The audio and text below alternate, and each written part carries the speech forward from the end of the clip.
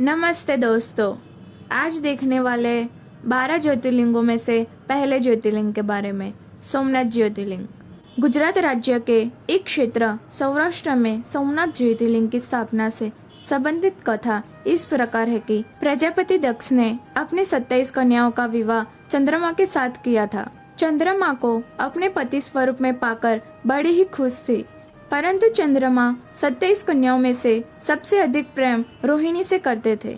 बाकी सभी स्त्रियां दुखी रहने लगी और अपने पिता प्रजापति दक्ष की शरण में चली गई थी।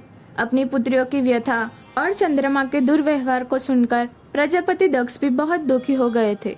उन्होंने चंद्रमा से भेंट की और शांतिपूर्वक कहा, तुमने पवित्र कुल में जन्म लिया है, फिर भी तुम अपनी पत्नियों के साथ भेदभावपूर्ण व्यवहार करते हो।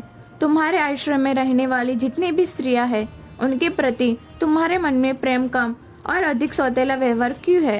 अब तक जो व्यवहार किया है वह ठीक नहीं है। अब आगे फिर ऐसा दुर्व्यवहार तुम्हें नहीं करना चाहिए। इस प्रकार प्रजापति दक्ष ने अपने दामाद चंद्रमा को प्रेम पूर्वक समझाया और ऐसा सोच लिया कि चंद्रमा में सुधार हो जाएगा। उसके बाद प्रजापति दक्ष वापस चले गए थे। इतना समझाने पर भी चंद्रमा ने अपने ससुर प्रजापति दक्ष की बात नहीं मानी और रोहिणी के प्रति आसक्ति के कारण उन्होंने अपनी अन्य पत्नियों का कुछ भी ख्याल नहीं रखा। दोबारा यही समाचार प्राप्त कर प्रजापति दक्ष बड़े ही दुखी हुए। दक्ष ने चंद्रमा से उचित बर्ताव करने की प्रार्थना की, परंतु बार बार आग्रह करने पर भी चंद्रमा ने दक्ष की बात नहीं मानी, तो उन्होंने श्राप दे दिया। मेरे आग्रह करने पर भी तुमने मेरी अवज्ञा की है, इसलिए तुम्हें क्षय रोग हो जाए। दक्ष द्वारा श्राप देने के साथ ही चंद्रमा क्षय रोग से ग्रसित हो गए। उनके क्षीण होते ही सर्वत्र हाहाकार मच गया। सभी देवगण तथा ऋषिगण चिंतित हो गए। तब सहायता के लिए सभी देवगण ब्रह्मा जी की शरण में गए।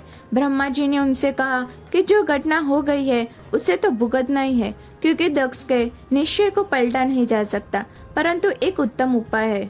अगर चंद्रमा देवताओं के साथ कल्याणकारक सुप्रभा क्षेत्र में चले जाए और वहां पर विधि पूर्वक मृत्युंजय मंत्र का अनुष्ठान करते हुए श्रद्धा पूर्वक भगवान शिव की आराधना करे और अपने सामने शिवलिंग की स्थापना करे और तपस्या से भगवान भोलेनाथ प्रसन्न हो जाएंगे, तो उन्हें क्षय रोग से मुक्त कर देंगे। ब्रह्मा जी की आज्ञा को स्वीकार करके देवताओं के संरक्षण में चंद्रमा देव मंडल सहित प्रभा क्षेत्र में पहुंच गए थे।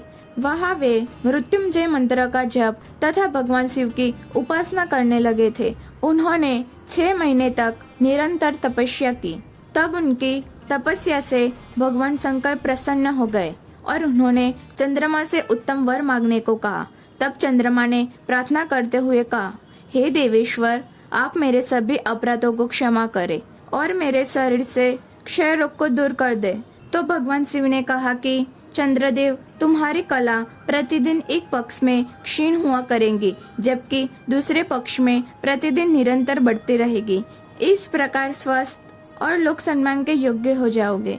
तब उन्होंने भक्तिभाव पूर्वक शंकर की स्तुति की। ऐसी स्थिति में निराकार शिव उनकी भक्ति को देखकर साकार लिंग रूप में प्रकट हुए और संसार में सोमनाथ ज्योतिर्लिंग के नाम से प्रसिद्ध हुए।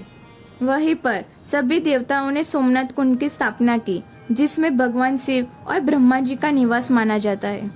ऐसे ही इंटरेस्टिंग वीडियो को देखने के लिए हमारे चैनल को सब्सक्राइब करना मत भूलना।